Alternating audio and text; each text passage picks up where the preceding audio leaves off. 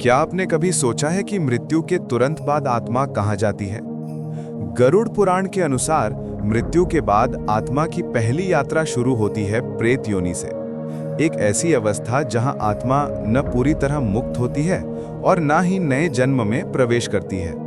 जब व्यक्ति का शरीर टूटता है तो आत्मा बेहद सूक्ष्म रूप में शरीर से बाहर निकलती है। पहले कुछ समय तक वो अपने परिवार, रिश्तेदारों और घर के आसपास ही रहती है।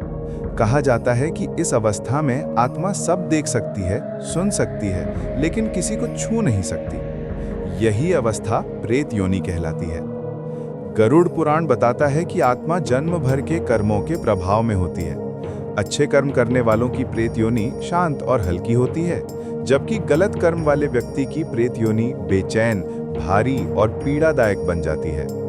इस समय आत्मा को तीव्र भूख, प्यास, चिंता और द्वंद्व का अनुभव होता है। यही कारण है कि मृत्यु के बाद 10 दिनों तक घर में पूजा, दीपक और पंचभोग रखा जाता है, जिससे आत्मा को ऊर्जा मिलती रहे।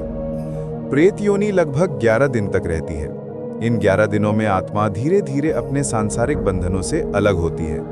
11वें दिन पिंडदान और श्राद्ध के माध्यम से आत्मा को आगे की यात्रा यानी यमलोक की ओर भेजा जाता है।